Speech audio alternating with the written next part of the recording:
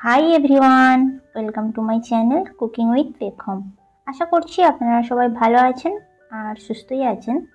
আজকে আমি নিরামিষ পনিরের দুর্দান্ত এক রেসিপি তৈরি করব বাড়িতে থাকা উপকরণে, একদম সহজ সরল পদ্ধতিতে। তো চলুন দেখে নিন। প্রথমে এখানে নিয়েছি পনির, টুকরো করে কেটে নিয়েছি।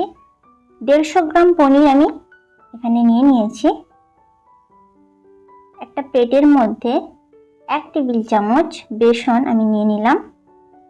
বেসনটা এইভাবে প্লেটের চারিদিকে স্প্রেড করে দিচ্ছি, অর্থাৎ ছড়িয়ে দিচ্ছি। এভাবে করে ছড়িয়ে আমি ওই পনিরগুলো বেসনের মধ্যে দিয়ে দেব।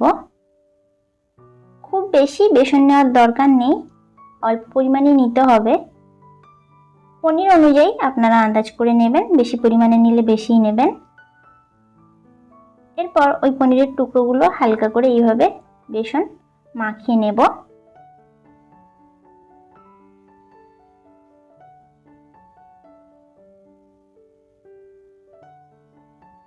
খুব বেশি করে মোটা করে বেসনটা মাখানোর দরকার নেই, পাতলা করে হালকা করে মিশিয়ে নিলেই হবে।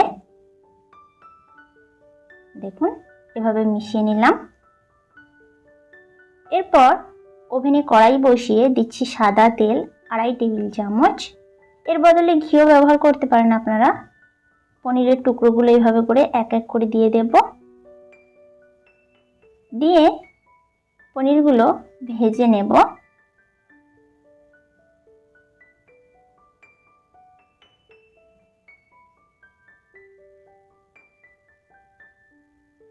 উল্টে পাল্টে পনিরগুলো ভেজে নিতে হবে। আর পনিরগুলো ভাজার সময় যেন সবগুলো দিকই, অর্থাৎ চারদিকই খুব ভালোভাবে লালচে করে ভাজা হয়। খুব বেশি পুড়িয়ে ভাজার দরকার নেই, হালকা লালচে হবে সব দিকগুলোতেই। এরপর ভাজা হয়ে গেলে আমি তেল থেকে উঠিয়ে নেব।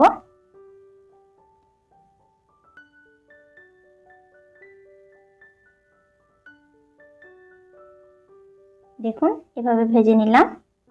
ওই তেলের মধ্যেই দিচ্ছি সামান্য পরিমাণ হিং, একই সাথে দিচ্ছি 1/2 চা চামচ গোটা জিরে। হিং আর জিরেটা দিয়ে একটু নেড়ে চেড়ে নেব, সুন্দর অ্যারোমা বেরোবে এই পর্যায়ে। এরপর দিচ্ছি টমেটো কুচি, 2 পিস টমেটো আমি কুচি করে নিয়েছি। টমেটো কুচিটা দিয়ে বেশ ভালো করে নাড়াচাড়া করে নেব 1 মিনিট মতো।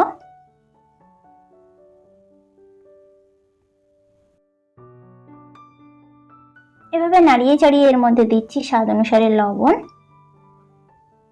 লবণটা দিয়ে আবারও টমেটোটা কষাতে হবে। ততক্ষণই কষাবো যতক্ষণ না টমেটোটা খুব ভালো করে সেদ্ধ হয়ে মাখা মাখা হয়ে আসে। এরপর দিচ্ছি হলুদ গুঁড়ো 1/2 চা চামচ, আর দিচ্ছি লঙ্কার গুঁড়ো 1/2 চা চামচ,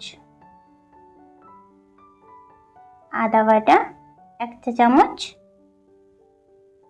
এই সমস্ত উপকরণ দিয়ে আবারও আমি ভালো করে টমেটোর সাথে কষিয়ে নেব। তবে ঝালের পরিমাণটা চাইলে আপনারা বাড়াতেও পারেন।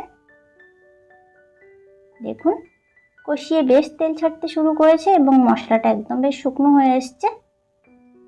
এই পর্যায়ে আমি দিচ্ছি 1 কাপ জল।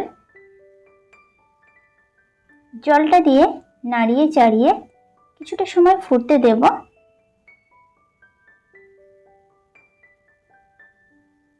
এভাবে দেখুন ফুটে গেলে এই পর্যায়ে আমি ভেজে রাখা পনিরের টুকরোগুলো দিয়ে দিচ্ছি। পনিরের টুকরোগুলো দিয়ে নাড়িয়ে চাড়িয়ে বেশ কিছুটা সময় ফুটিয়ে নিতে হবে। এরপর দিচ্ছি জিরে সর্ষে বাটা 1 চা চামচ। জিরে সর্ষেটা একসঙ্গে আমি বেটে নিয়েছিলাম। জিরে সর্ষে বাটাটা দিয়ে আবারও ভালো করে নাড়িয়ে চাড়িয়ে সব শেষে দিচ্ছি চিনি 1 চা চামচ। চিনিটা দিয়ে নাড়িয়ে চাড়িয়ে একদম বেশ মাখা মাখা হয়ে গেলেই এই পনিরের রেসিপিটা একদম তৈরি হয়ে যাবে। এরপর নামিয়ে নেব। আমি প্লেটে পরিবেশনও করে দিচ্ছি। আর দেখলেন তো কত সহজেই বাড়িতে থাকা উপকরণে আমি পনিরের এই দুর্দান্ত রেসিপি বানিয়ে ফেললাম। আর রেসিপিটা ভালো লেগে থাকলে তো আপনারা অবশ্যই বাড়িতে বানাবেন আর আমাকে কমেন্ট করবেন। আর চ্যানেলটিকে লাইক, কমেন্ট, শেয়ার, সাবস্ক্রাইব করে দেবেন।